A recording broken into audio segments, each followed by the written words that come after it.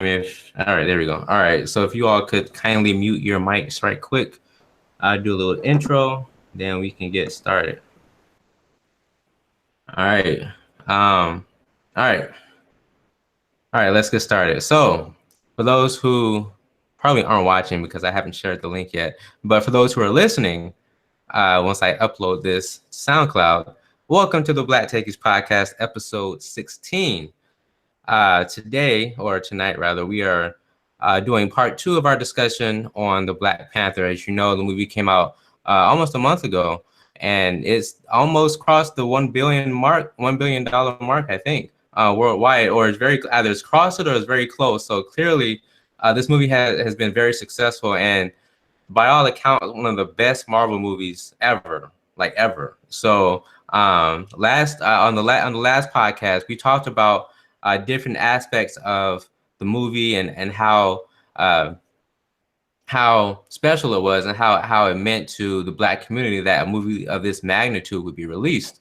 But unfortunately, we didn't really get into the Black women, and which was actually one of the main cruxes of the movie is the women. The women were very integral to the overall part of the movie. So today, I am pleased to be joined by Miss Katima, who is a guest panelist here. Of course, we're also joined by my good friend Herb. We also have one more panelist, my good friend Starlet. Unfortunately, she's having some technical difficulties, but she hopefully will join us soon. But to start things off, Ms. Katima, could you just a little quick intro so our good friends who are listening and or watching can get to know you? I guess, yeah, I'm Kat, or Katima, as he said. I've been cosplaying since 2007. I'm a huge Marvel fan. I do love DC too, but Marvel has a heart. I don't really know what to say about myself. I'm an open book. I'm a gamer. I comic. I am a nerd. So that's me. All right. You can so tell you. No, say it again. I said you can ask me anything and I'll tell you. I don't really know how to describe myself because I'm very strange. So. I think we're all strange at this point. To we're talking about a superhero movie. I think that kind of qualifies as like we're having a serious discussion about a comic book movie. I mean, but.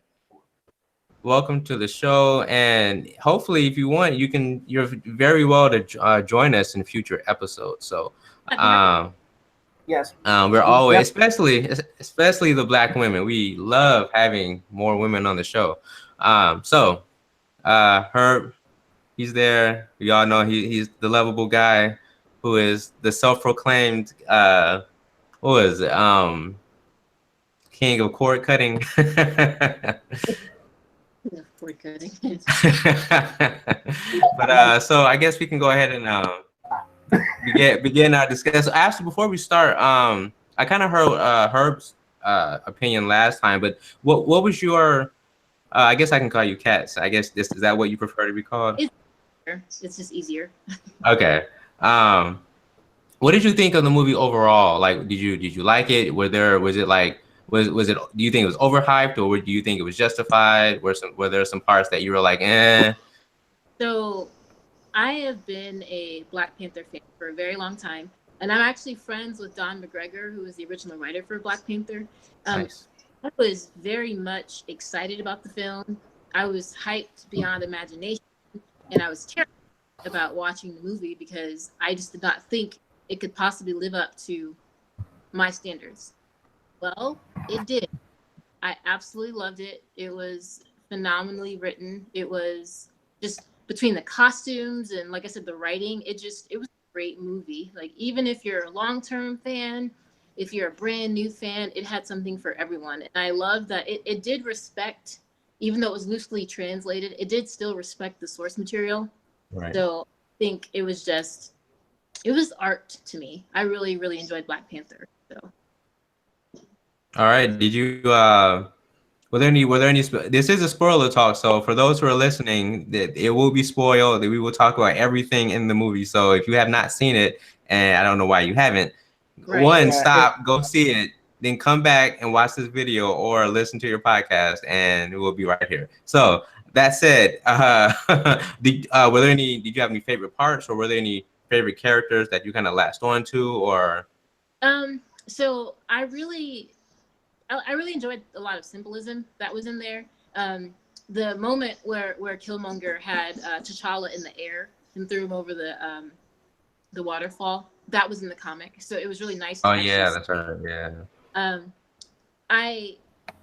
There's really no specific part that I loved. I did love the message, though, that there were little hidden messages in there that we as Black people can relate to, like the issue with being African American and being African. A lot of Africans don't like African Americans, and we try to steal their culture. Well, the movie kind of touched on the fact that like we were taken from Africa, so our culture has been taken from us.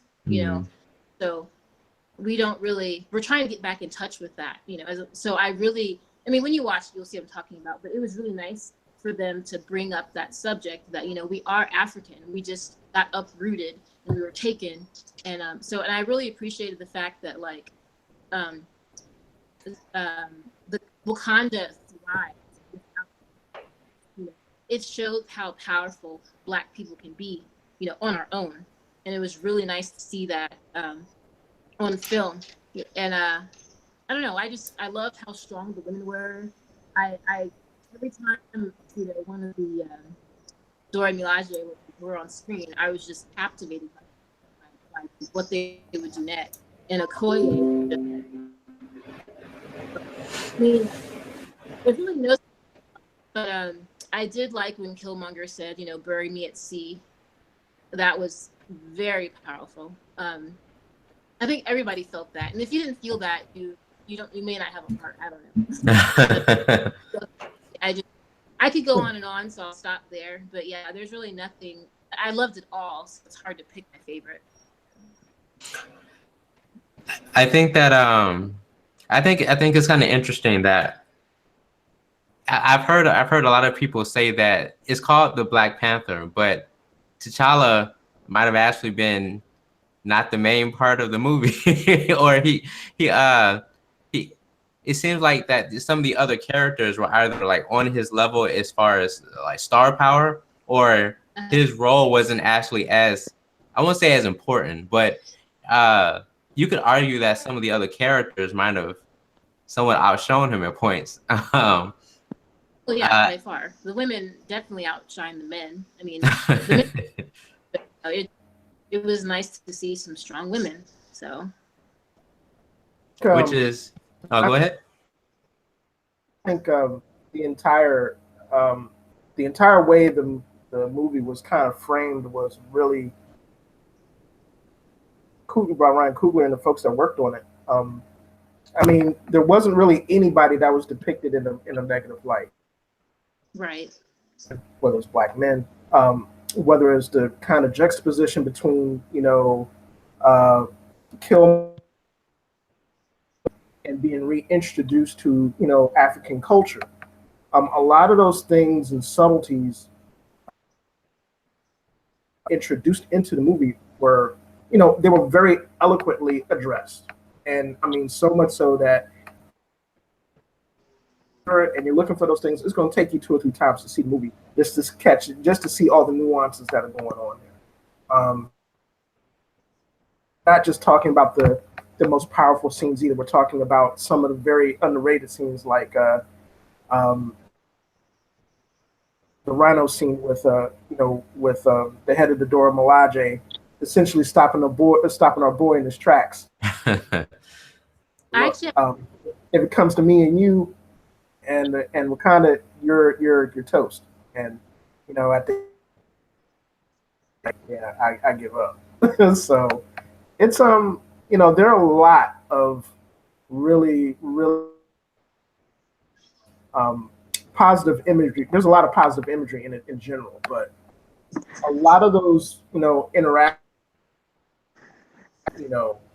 I mean, I think that's what really makes the movie. Obviously there's a lot of things that are taken, canon, and they're kind of, the folks that have been in the MCU have kind of, taking their lead in terms of being creative with it, but good job with it. Oh, did you? Were you gonna? Oh, interject. Kind of. Yeah. You may not have ever heard this, and I'm probably the only person that I've actually ever heard say this, but the rhinos in Wakanda looked like white. And I don't know if you guys know, but like they're on the endangered species list to the point where they're actually considered endangered or completely gone because there's only 3 left in the world. Yeah. And Exactly. so there were 3 in Wakanda, if that's what those were. And I really appreciated how T'Challa didn't kill them when they went after him. You know, he just kind of stopped it. I guess he neutralized it, I guess you would say. And he still kind of had respect for the animal. And I thought that was actually really cool. If those were white rhinos, how, you know, even in the heat of battle, T'Challa still respected the life. So, I mean, I don't even know if that's actually a thing, but that stood out to me as I was watching it. I'm like, they're white rhinos. Those don't exist really anymore. There's only 3. So, you know, anyway, that was random. But little things like that really connected me to the film. No, that's really good. I never realized. Well, I knew about the rhino situation, but I never put 2 and 2 together with how he wrestled it to the ground instead of killing it. And so, Starlet has joined us. Welcome. Hey, Thank you. welcome.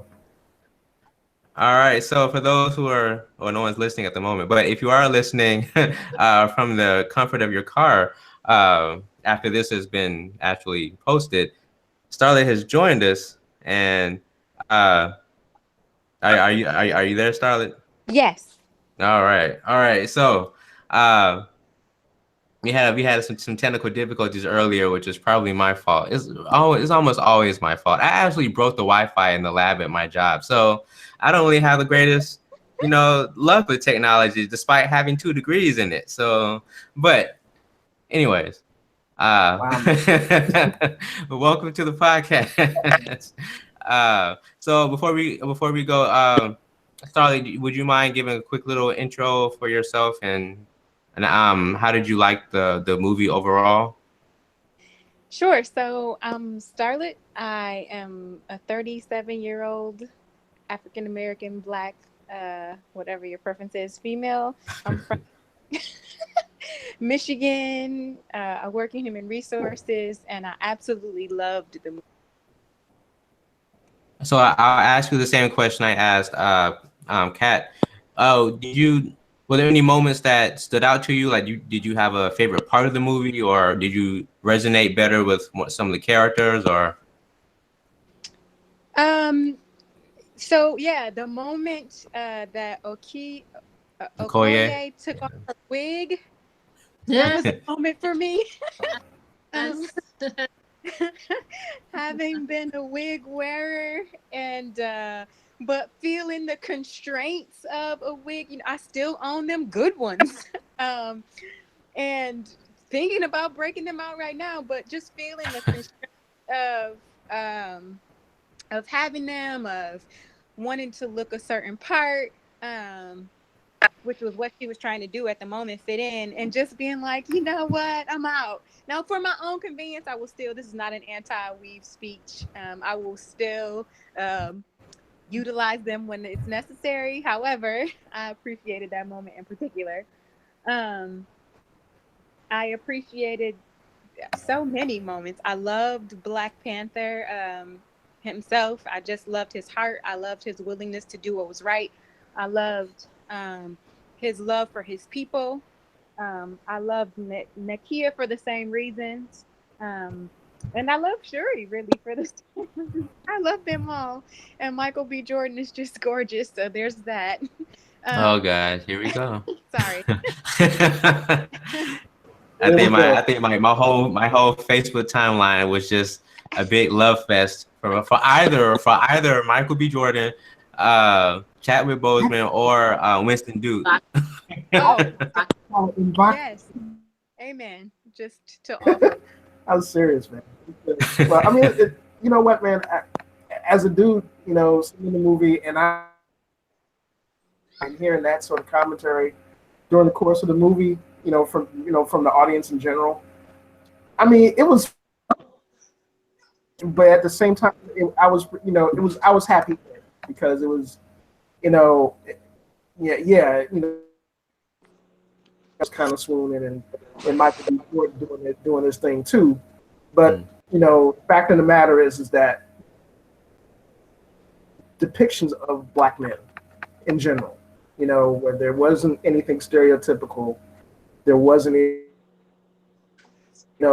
anything really pushed like we normally see, and being able to sit in a theater and not that was, to me, as a black dude, is that was priceless. Right, and I think that's I think that's a thing worth exploring, because you I think you've all seen that meme about why people are so excited about Black Panther. It's because we're not being portrayed as we normally are. We're not drug dealers, we're not slaves, and I don't know. Like between like 2010 and like 2015, I swear, like every year there was some slave movie. I'm like, can we stop with the slave movies already? Like, okay, we know, but and I understand, there's a reason for it to kind of show, what really happened. It's not to sugarcoat anything, but at some point it's like, all right, we're kind of more than that. We're can we get more of the Black Panthers? Can we get more of the hidden figures? Can we do something more? And so, which is honestly one of the reasons why we started this whole podcast, is to show people, it's okay to be into tech, into gaming, into science, into, comic books. It's okay to be a nerd. It's okay to be a geek and talk about all this stuff and be black at the same time. It's like, you can't put black people into a box and expect them to just sit there. So, but I promise that this whole episode is going to be about the black women. So, I'm gonna shut up and I'm gonna ask Star and Kat, what, as a black woman, how did you personally feel about about the depictions of each of the female characters in the movie? Do you want to go first, Star? No, I'll let you go first. Okay. I was very happy about it, and it's for several reasons. But one, we've always talked about how strong we are as black women, and we don't always get support from our other halves, our black men, and of course there are many that do support us, but it was nice to see that we as women were able to stand on our own, and that, honestly, I would say that the Jordan and they were the strongest people of Wakanda. They were all women, and even with Okoye, like overall, like she was still stronger than her, and it was just really nice to see that we stood on our own. We had our own voices, we had immeasurable strength, and even in hostile situations, we still were able to overcome, and we stayed true to our values. So I was very pleased with the way it sounds bad, but like, this is stuff that we do as black women every day. But it was nice for that to the people that don't pay attention. So, but you can go ahead, Star. First of all, I just totally agree with what you're saying. It was nice to be portrayed as strong but angry, and a variety of personalities. Right, like Nakia was very. She had a humanitarian heart, right, for all people and all people of her of her background, right, but all people in general. And Okoye had really a more pro Wakanda stance, at least although in my opinion the movie gave her ground to kind of move to at least a little bit, to move beyond just her people. Secondly, though, the black man was respected in the movie, which I loved, because I love black men and I want to respect them, and I want to other people to respect them in the proper manner. And I thought it was just an excellent balance. I don't know if it could have been more well displayed between the two, the strength of the woman and the respect of the black man still. I agree. I definitely agree.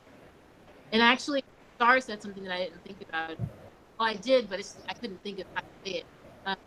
They portrayed in those three characters, Nakia, Okoye, and just different elements and different levels of black women. I mean, we all have few things in common, but we also are, we're not one note. Some of us Right. are technically inclined. Some of us are technologically inclined. But it was just really cool to see how versatile we are. So it was just. And your thought just made me think of the fact that we were unified. Yeah. Like desperate housewives drama underneath any of it. Like, Yeah. it was fantastic. I was like, I love all black women. It No was great. competition. No. Yeah. No. They were able to contribute what they were able to contribute. Nakia knew she was a spy. Okoye knew, that her role as general was what it was. And she still loved and respected Nakia for her decisions and vice versa. Yes. And even, I don't recall the mother's name, but the character played by Angela Bassett, same thing. Same thing. So if I can jump in right quick.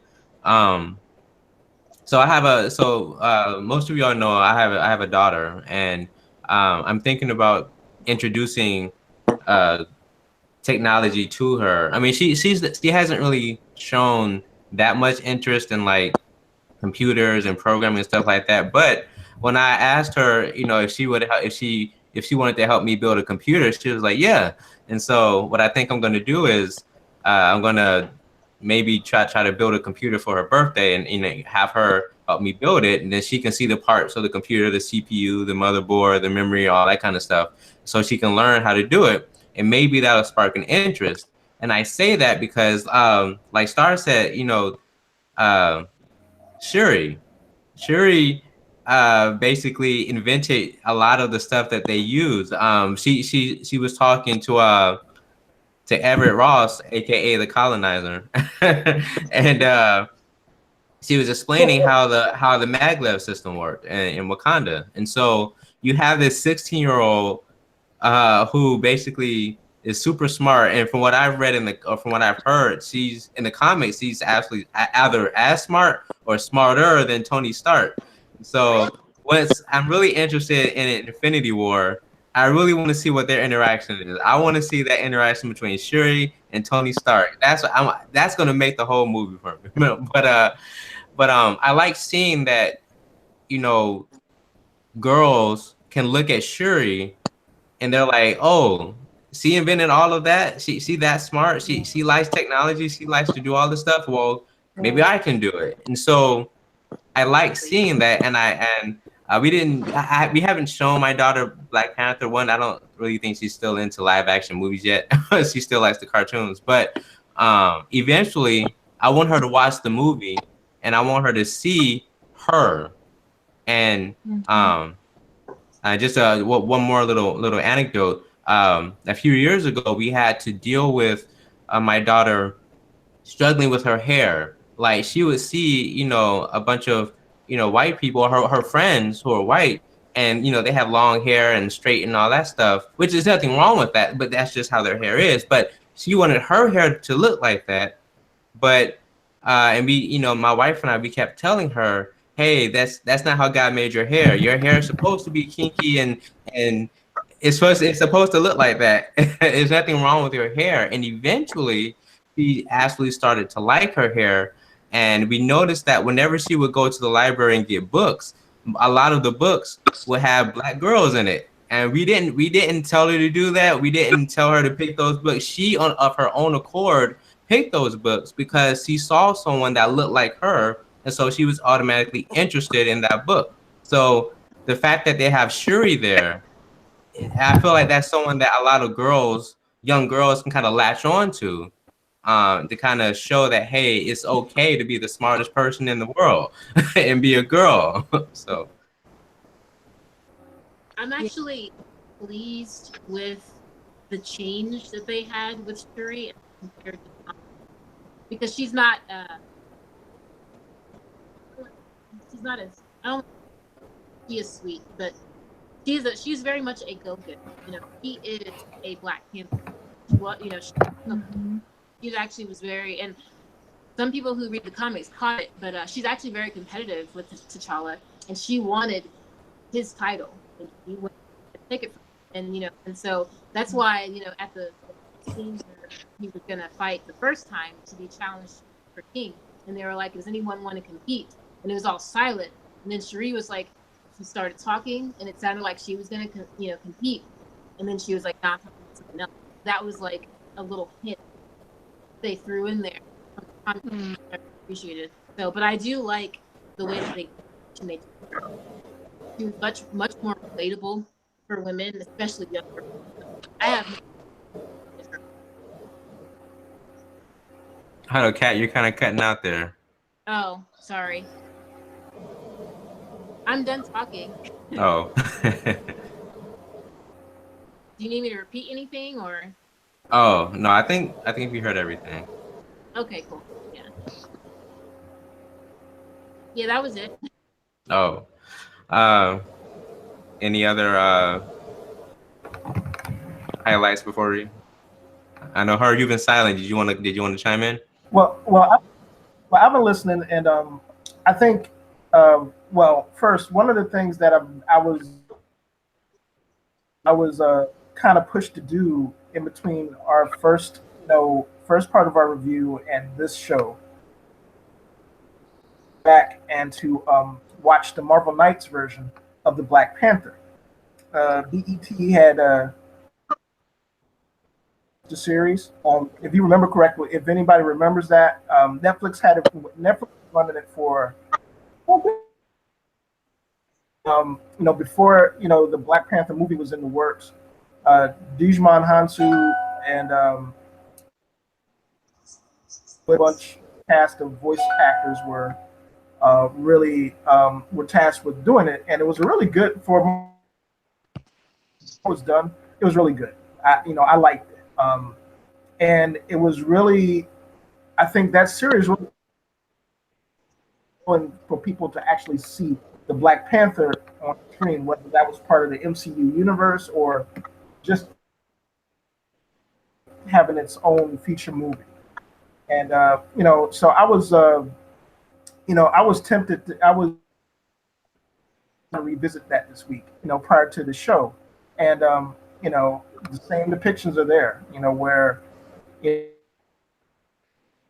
African society, Black women, Shuri was, kind of doing the thing. There wasn't as much of a focus, but all the same things that we saw in the movie were there also.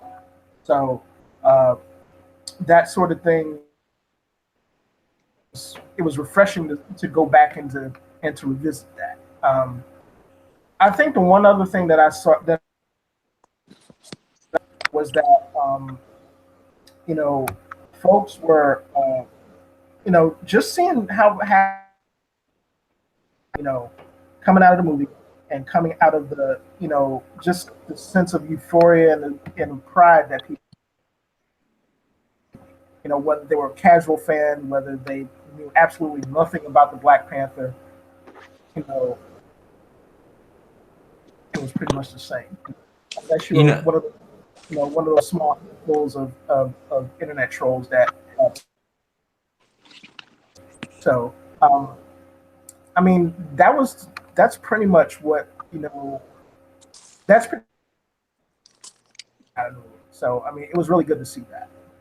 It's funny. This is, there are a few things that actually bring people together that have different ideologies, different, political views.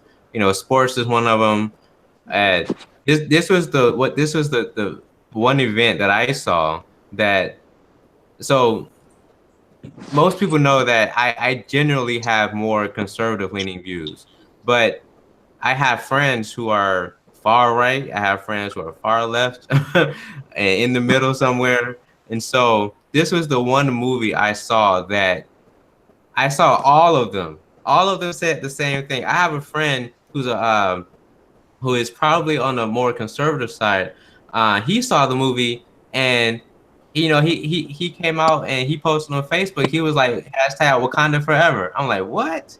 And so and so like you have this movie that has the ability to kind of transcend those kind of divisions, that it makes everyone, even my wife saw it, even she was like, she I think she posted on Facebook, she was like, it made her even walk up a little higher than usual after she came out the movie, because and neither her nor me, we're not real super Black Power. That's generally not how we are. But after seeing the movie, it kind of makes you want to, every time you see every Black person, you want to do like this every time you see them, cross your arms. Black. Right. So like I was tempted to do it at work. Like I was passing some I was walking down the hall and I saw some Black coworkers. I was tempted to just be like, just cross my arms, hope they got it. But It worked, by the way. Done it at work, in the restaurant, on the street. It works. Actually, folks doing it on the street. I've going past the theater and giving a nod and doing and crossing the hands. Right. On the street.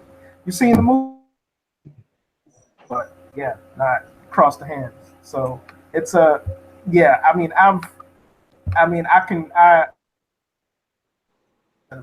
Like right now, come off video and just do that now. So, it's just,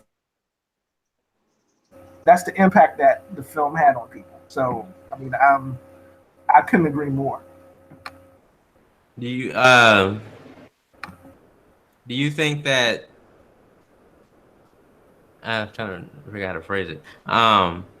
Do you think that this movie is going to be one of those movies that, like, 30 years from now, we're still going to be talking about? Like, people still talk about, like, The Wiz, right? People still talk about The Wiz because it has such a cultural impact. Like, do you think this movie is going to have that same kind of impact? Is that for everyone? Yeah. That's right. Sorry. That's for anyone. I without a doubt, yes. There's so much that it spoke for us in a sense as Black people, and we needed it, and our children need it, and our children's children will need it. So I think it's going to transcend time. Graphically, obviously, the graphics always change. Years from now, the technology will be different, but I think Wakanda is already where we are headed in the future. But no, I think we'll always talk about this. I think it's going to be a classic, no matter what race you are, to be honest. But I think Black people, we're definitely going to keep it with us for as long as we can. So, yeah. Next person. I agree. I think I hope, I shouldn't say I think, this is not only a kind of a seismic shift in terms of how we're portrayed in Hollywood in general, but I hope this is an inspiration for folks that are future directors, Hollywood, whether that's on new media, which is YouTube, Instagram, places like that, to continue the trend and to piggyback off the Marvel universe, but to create their own characters, create their own universes where these are, not stereotypical. And right. I think a lot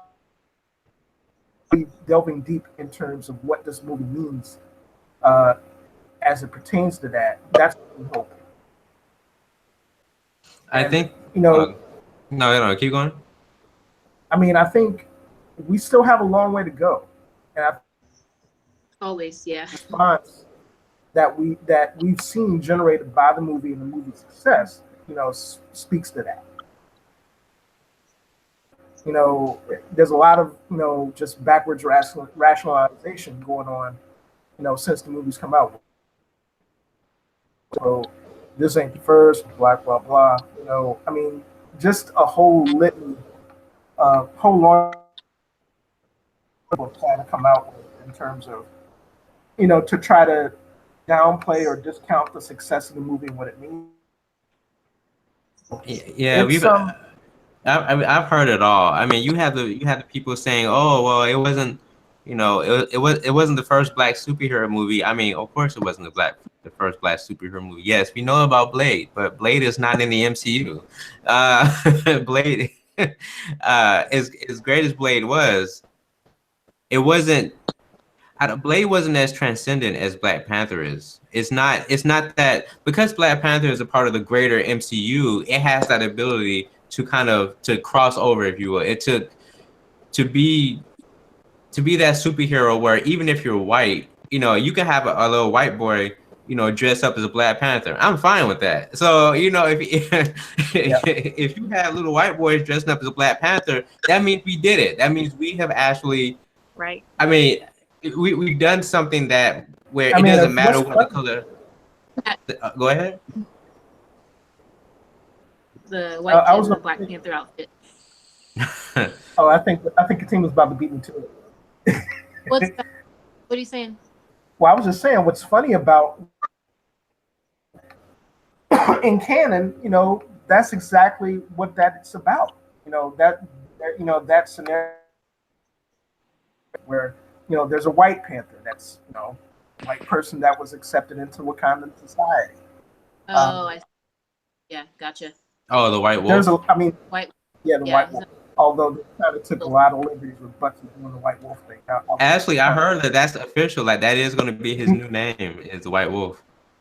Yeah, I don't know, man. That was the lone part of that movie. Puristan was like, man, they could have done it, but Bucky's Bucky. You can't. You're not gonna see, and a Winter Soldier and potentially Captain America down the road. It's gonna be that's gonna be a real. To see how MCU play, kind of sorts those out, So, but I mean, it works, for credits, and it's something that I mean, for the movie, it was a nice cat. It was a little nugget as an end credit scene, and it served as people to think about what's coming up in Infinity and what the role that not only Bucky's going to play, but hang on. So that is I mean, it, like I said, it served as. I will have to give credit to Marvel. I mean, Marvel seems to be the one that's really trying to push for this overall diversity with their films and filmmakers. I mean, I think Thor Ragnarok was directed by Taika Waititi. Black Panther was, of course, directed by Ryan Coogler. And so, like, I see how they're trying to. I think they're trying to go the whole Star Wars route, where every movie has like a different director, a different flavor, a different tone, to kind of bring out that particular director's sense of style or whatever. So, like for example, with Thor Ragnarok, it was more hilarious. It was more funny because that's just Taika Waititi's style.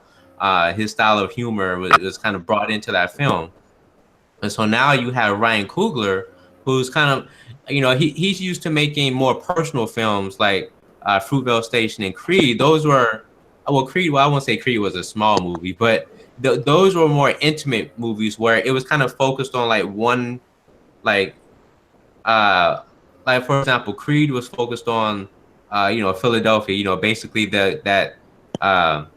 with Creed's son trying to, walk in his footsteps, and then Fruitvale Station basically happened around that one area. And so the fact that the Black Panther basically only takes place in Wakanda for the most part, that's not an accident, because Ryan Coogler has that. He's used to making those personal films that are centered on like that one aspect of society, or trying to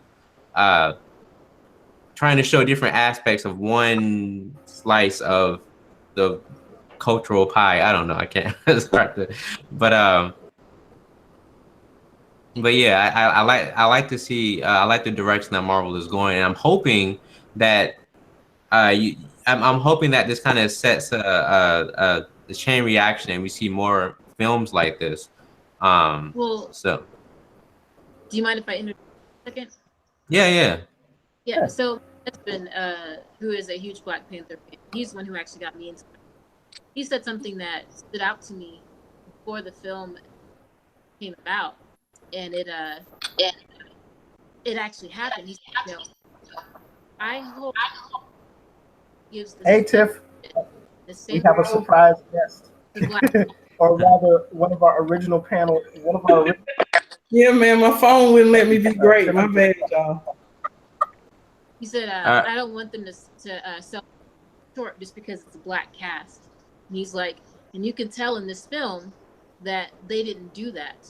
They actually gave the same amount of budget, you know, the same amount of attention, the same amount of detail. Oh, my kid's going to Black Panther, and we were able to, and that was so great. They didn't cut corners. So, you know, I'm actually grateful for that. Now, granted, I shouldn't be grateful for them to do what they should be doing, but how that goes. That's telling. Yeah. What you're saying is true. Telling about the industry in general. Sorry. Exactly. So, but yeah, I didn't go off, but that was something that stood out to me. Was that a little one in the background? I heard? just real quick before we go further. Tiffany Vicks just checked in. She's one of our Black Techie panelists, and I just wanted to give her a shout out. I know she, was kind of racing in the podcast, so Hello. thanks for joining us, Tiff. Hi, Thank Tiffany. you. Hi, may I ask? I hate to be, the late comer that don't know what's going on, but what's going on? So basically, at the end of the podcast, I'm just kidding. So basically, we talked about the role of Black women and how basically how they kind of were unified in their approach, and how they were portrayed in different facets, but they weren't stereotypical portrayals of those women. And so, since you're here, I guess you might as well answer the same question. So, Tiffany, how did you feel about the Black women who were portrayed? I mean, did you feel closer to any one of them, or did you kind of like them all equally, or? Oh no, dude. Shuri was bomb.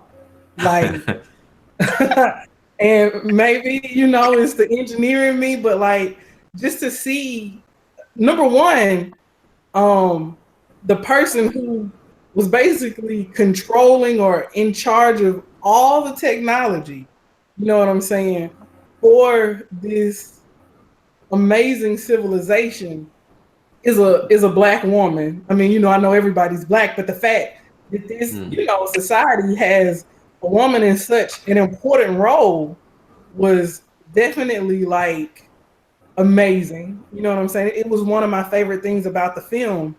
And I guess just seeing someone who is so into her role, you know what I mean? Like the fact that she's constantly developing technology and the people around her trust her so much, you know what I'm saying, to do her job and do it well. Like, I just really appreciate it. You know what I'm saying? That's not necessarily my experience when I go to work or all of that. So just to see it in action, like it was very relatable.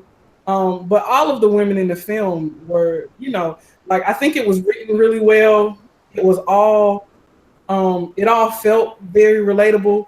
And as much as I like Marvel movies, just the fact that this one was something that I really identified with, you know what I'm saying, made it that much better.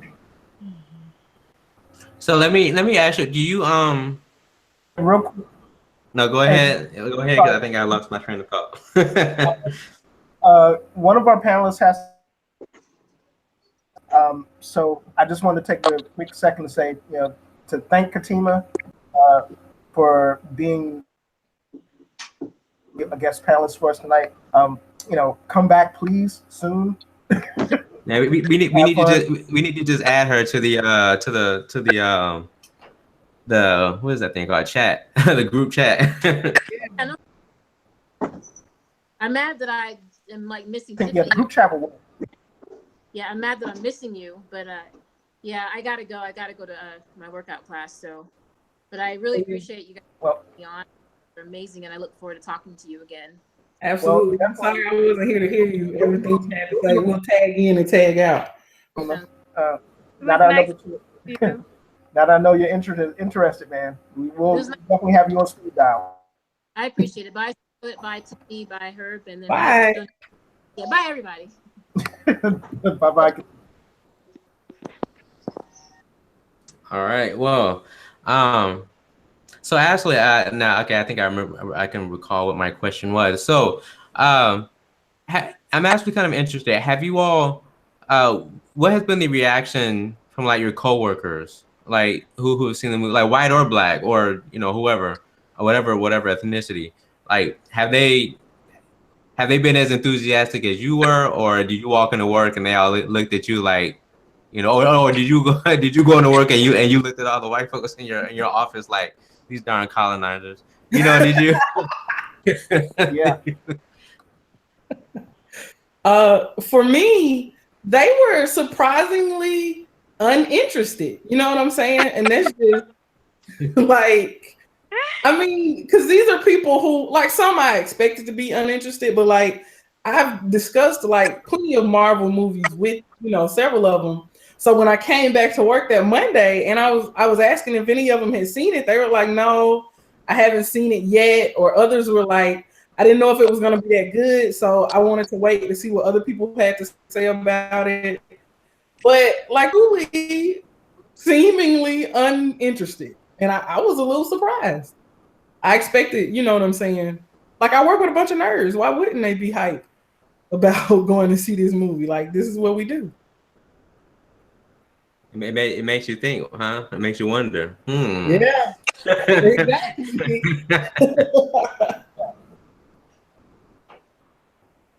So I'm actually like I said, we touched. Go ahead, because I'm interested in Starlet, because I know she works in HR, so I'm kind of interested. Oh yeah, go ahead. Well, I definitely want to hear that. Go ahead, Starlet. Well, so first of all, my job is not full of techies, and it's an older population, and so I don't know that I would have had a really fair assessment. Furthermore, I am at a place, just a moment in time in my life, where I am trying to avoid anybody who is not celebratory of Blackness. So, I didn't bring it up to very many outside. That sounds terrible. To very many. See. Because I just didn't want that. I didn't want that response. I didn't want warm water on my parade. Right. I didn't. So I actively actually avoided the discussions to the extent that I could with non-Black people. But to people that did bring it up to me, non-Black people, which were only a few, were pretty enthusiastic about it. Now, of my non-work friends, I feel like there were a few who were really enthusiastic, and then a couple just asked what was the excitement as a Black person, which, this is a conversation that you have to have if you're going to have friends that are non-Black. But yeah, that's basically it. But like, we're still saying, the Black people at my job, we're still saying Wakanda forever every day. Every day. For the rest of the year, honestly, and beyond. Yeah, I think that's going to be. We're not going to see that kind of ramp down until like after New Year of next year, probably. Yeah, maybe. Big Ben. Right. Well, watch this. A decade from now, we all still gonna be doing this, and like that has become the official salute. Like no one's gonna dap up anymore. We just gonna do it. Right. As it should be, in my humble opinion. So if y'all who don't know, me and Starla go to the same church, and so we're very aware of the reactions of some of our church friends, but they're cool. But yeah. And you know what? We got to give us grace just because I'm just learning to understand that they just don't get it. And like, that's, it is what it is. Maybe one day, but for right now. And I mean, like, in all fairness, I don't get a lot of things about a lot of other people's situation, like parenting, for example, beyond my understanding. I don't get it. Or what disabled people face. So I have to remind myself of that when I get frustrated. Anyway.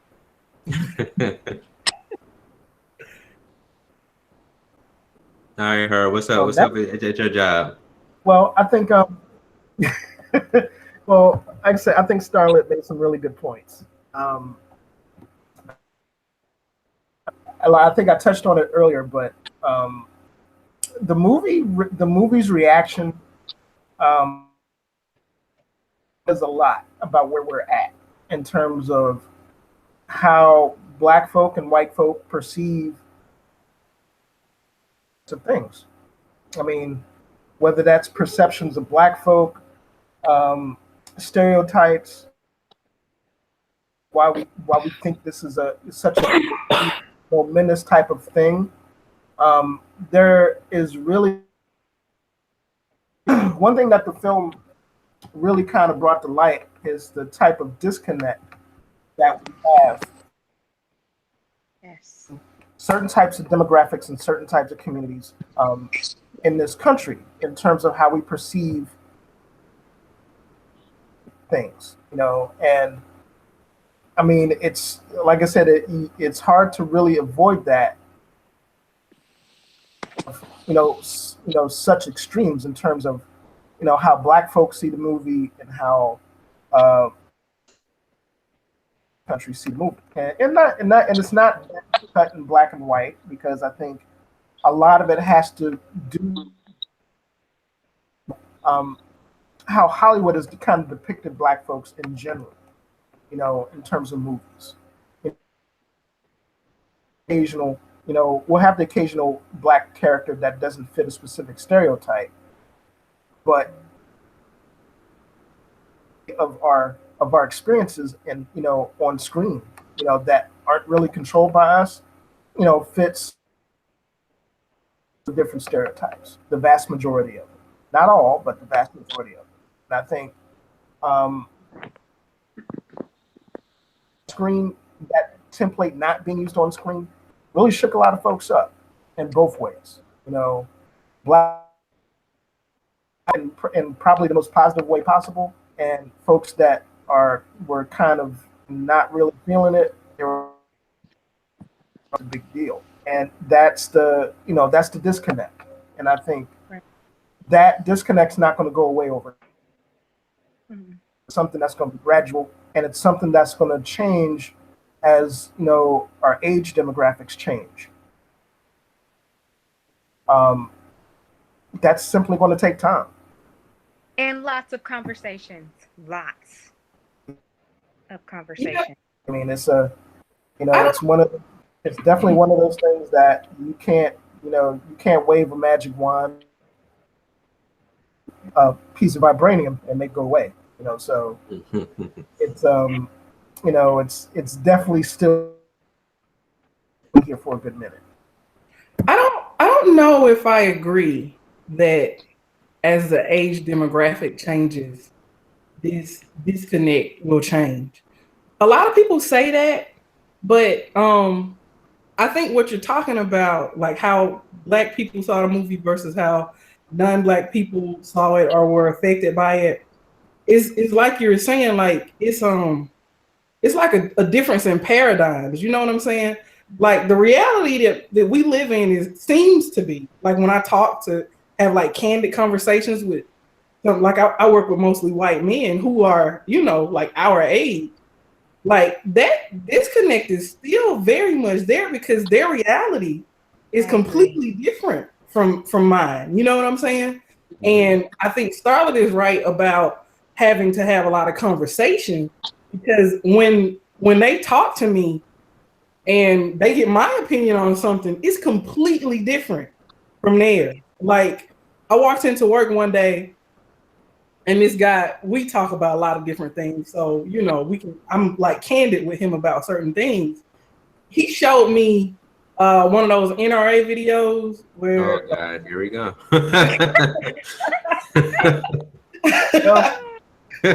Showed me one of those NRA videos. It was one of the ones where they were showing like all of these different scenes of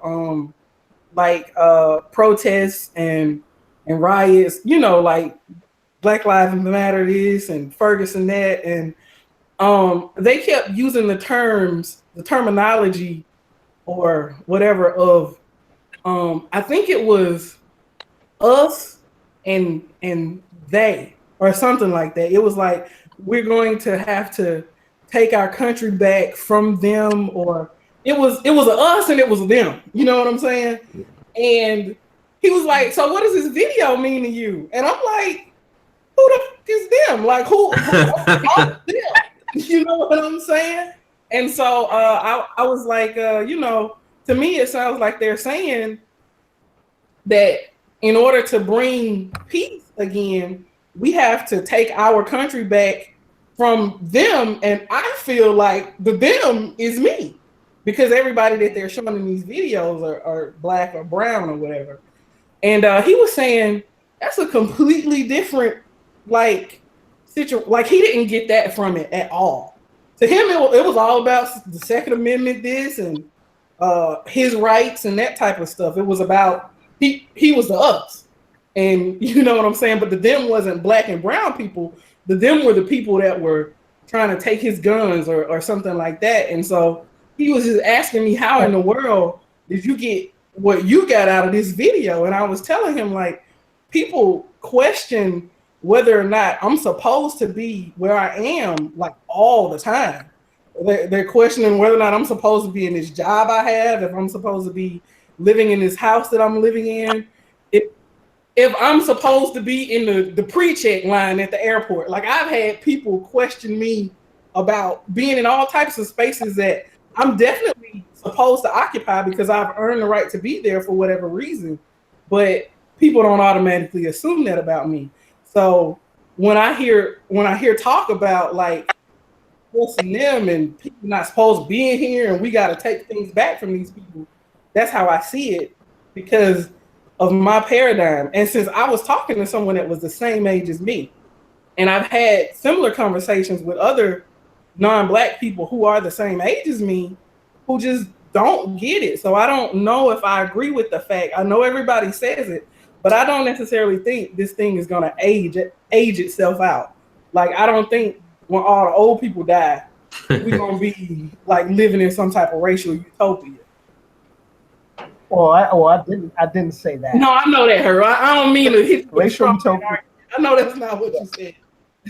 Yeah, honestly, I think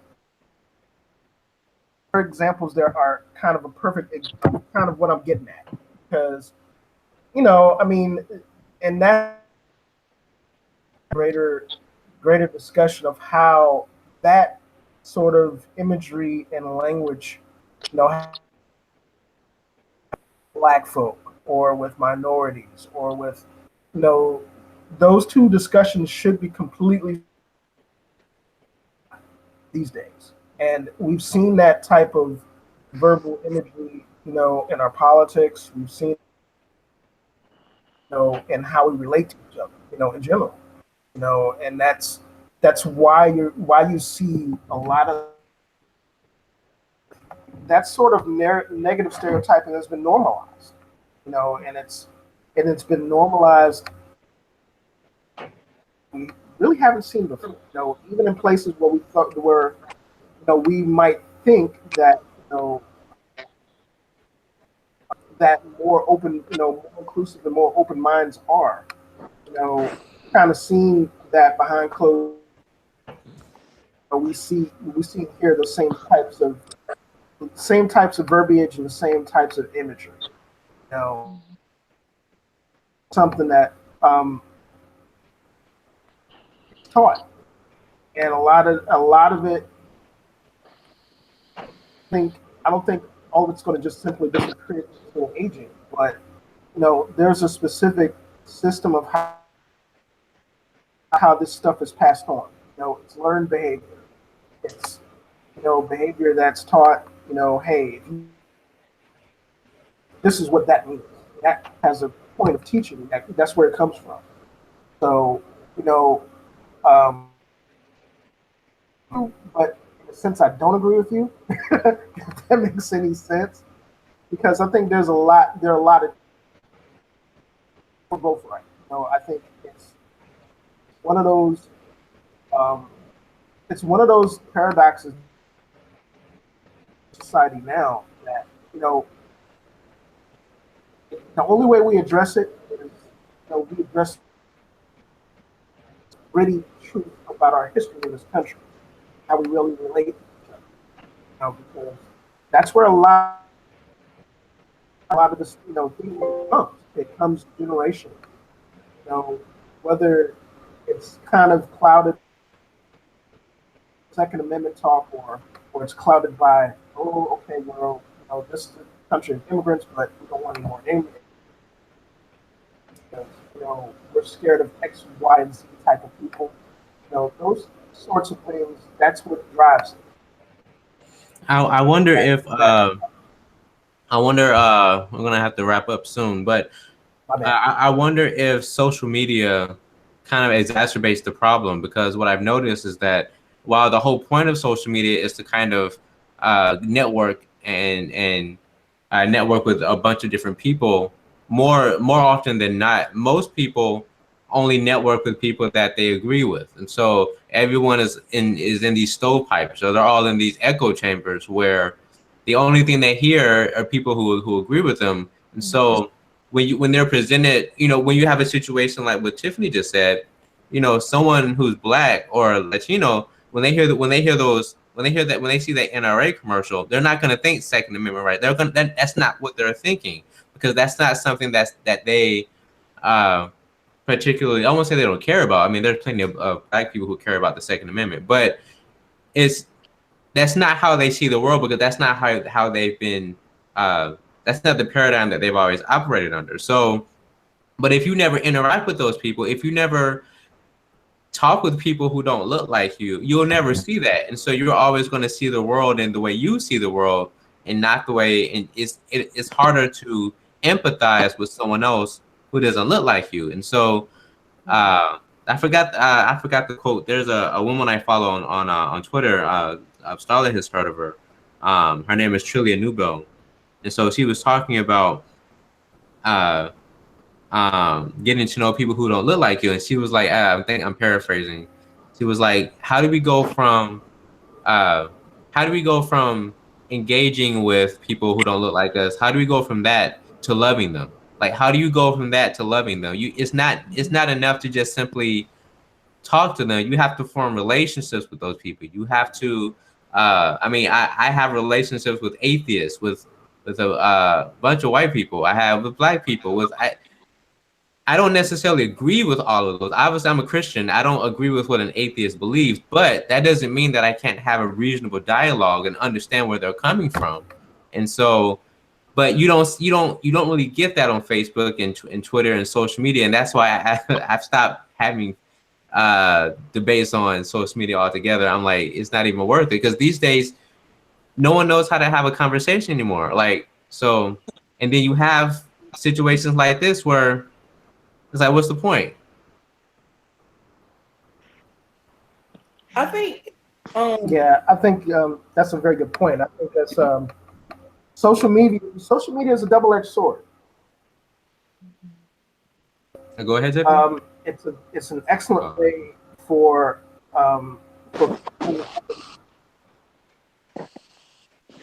collaborate, to do whatever. But it also has the opposite effect. And unfortunately, there's not the option to censor the voices that you don't agree with. Right. And it shouldn't, but the thing is that the more extreme voices in our society, and they have the motivation to get their message out just like everybody else does. The challenge that we have, in general as people in this society is, being able to maintain that, being able to reach people, that may not have the same views that we do, and being able to find common ground. That word there, you already know there's a segment of your population that you're not going to find common ground with because,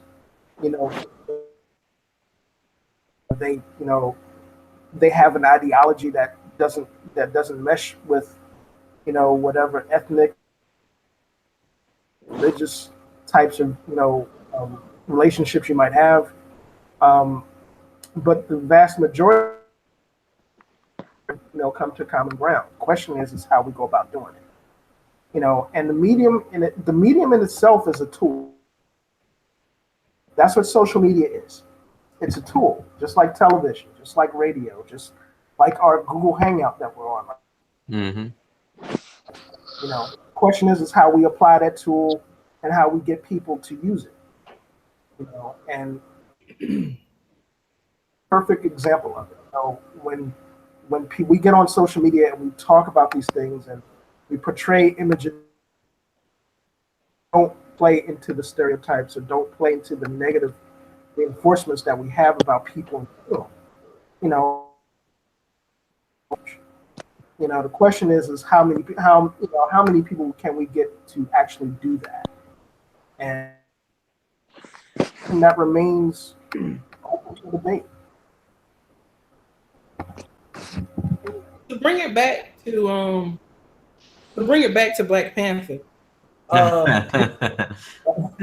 I think that this movie was definitely a step in the right direction that kind of speaks to accomplishing what I don't remember the lady's name, but the quote that you just gave, Dave, like this whole idea of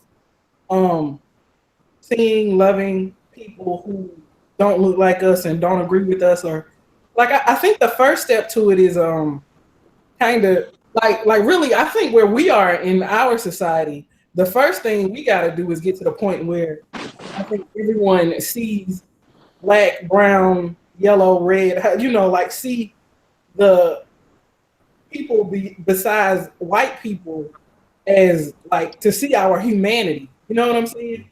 Like that's like where we're really at like level 0. So, and I think in order for that to happen, movies like Black Panther that show black people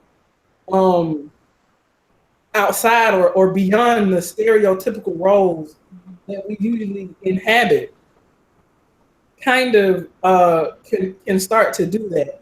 Like we see white people on TV every day in like every facet of life. You know what I'm saying?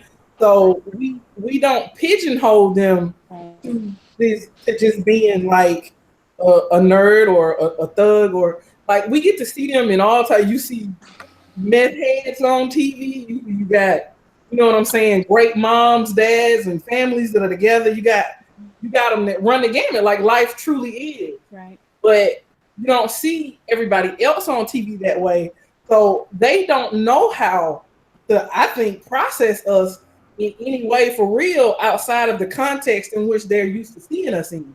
So if they're living in a white world and the only time they're seeing somebody who doesn't look like them is on TV, and the only time they see these people on TV, they're doing these specific things, then those of us who are just out here living life how we usually live it, but not in those ways, we don't make sense to them.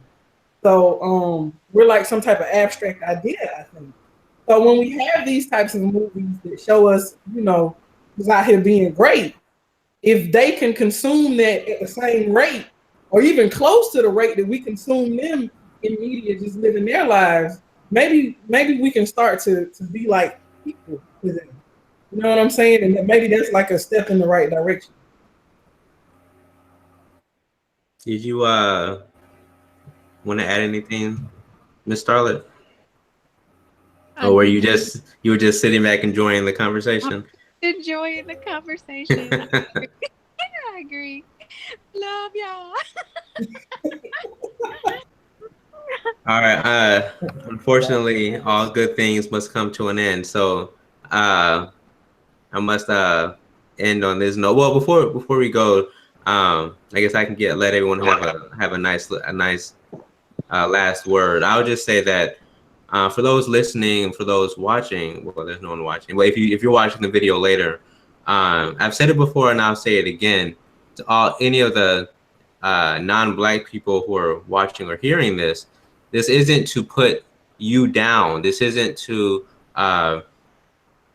put white people down so that Black people can come up. That's not it at all. It's not even on the gender scale. This isn't to put men down so that Black women can come up. That's not what this is. That's not what this is at all. This is bringing Black people and women up so that they're on an equal playing field with everyone else. That's the whole point. So like I said, my favorite superhero is still Captain America, right? so I'm never gonna, and he's a white guy, I'm never gonna change that. But the point is, now we have a Black Panther film that's just as good, or maybe some people say even better than the Captain America films, right? So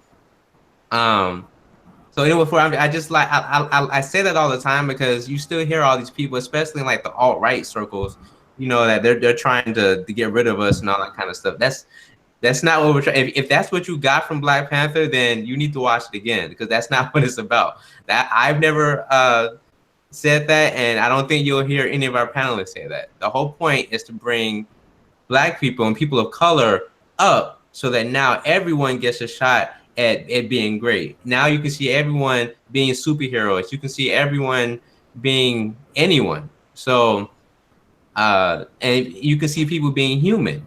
So that's what I'll leave with. Well, I'll leave. Well, before I get into my closing statement, I gotta extend another thank you to our panelists that joined us tonight. Thank you guys for taking times out of your schedules to join us for this podcast.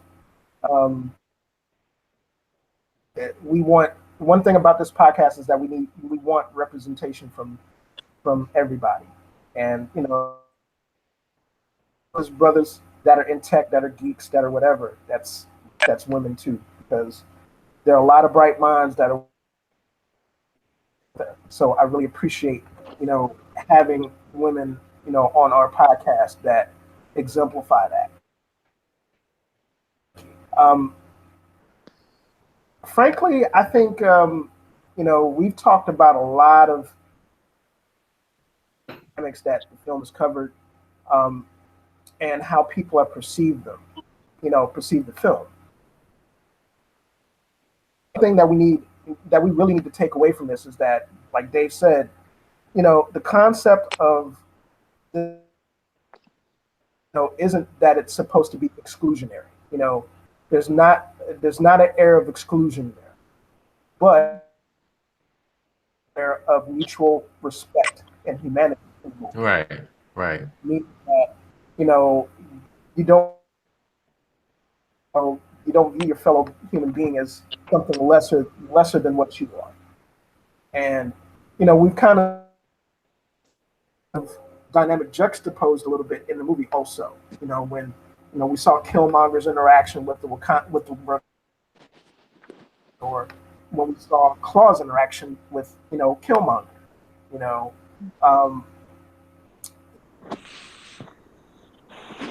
opposite from the movie, that the movie is exclusionary, then you're either not really paying attention or you're kind of to it. And that's again, that's entirely a possibility.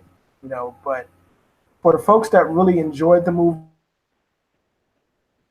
the former message, meaning that having pride in being black is great.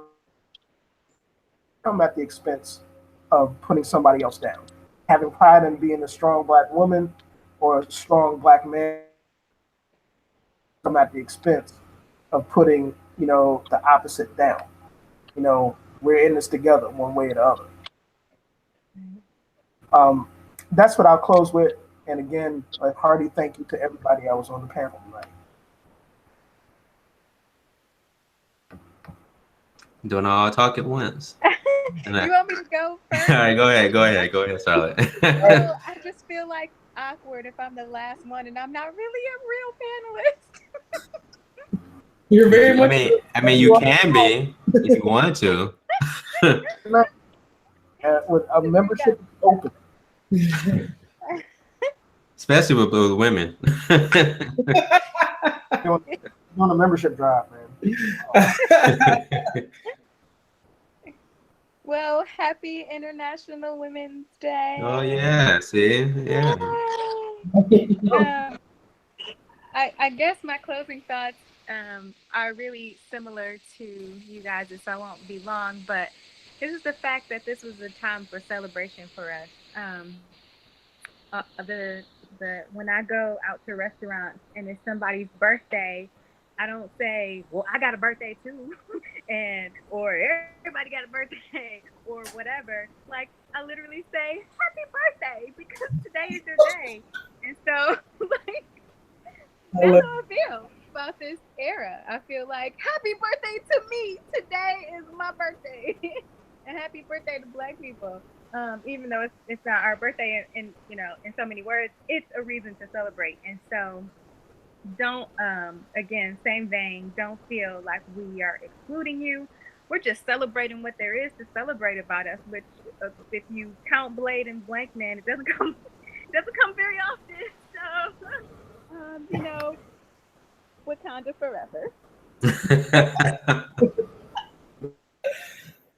So for me, I just want to say, I am making it my business this year to try to support Black businesses a little more than I normally do. I'm trying to do something once a week. So I don't know. I might start telling y'all about stuff once I get things and get my life together. We need some sponsorships out this thing too. I'm gonna just put that out there. But another thing is, I know we had amazing support for Black Panther. So this weekend I'm gonna try to go out, or not try. I am gonna go and check out A Wrinkle in Time. I want to support, women of color director Ava DuVernay. She always does her thing. So I think that's where I am right now. Just like Starlet is celebrating us. I'm definitely celebrating us, but I'm also trying to start more actively putting my money where my mouth is. So I'm gonna leave us with that. It's just let's continue to do our thing, man. It's awesome. What a time to be alive. Oh, definitely. So on that note, I guess I'll say my usual spiel. For those watching or listening, please make sure that you subscribe to us using your favorite podcast app, Apple podcast app, Google Play, SoundCloud, all of that. Just search for us and you'll find us. Also, go to our YouTube channel and you'll definitely see our videos that we post there. We also post a podcast on YouTube, and so that way, if you prefer watching, you can do that as well. Also, we have a Facebook page, facebook.com/The Black Techies. Be sure to like and subscribe to the YouTube channel and tell your friends, family, baby mamas, all of them. So, on that note, I think that's it. I guess Dominique isn't here, so I'll give his standard exit. So you all have a good week, and just know that by the time you hear us again, he may not be our president anymore. So on that note, and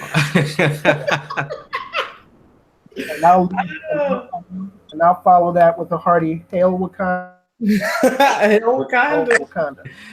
Wakanda forever. Check your bottle. All right, y'all. All right.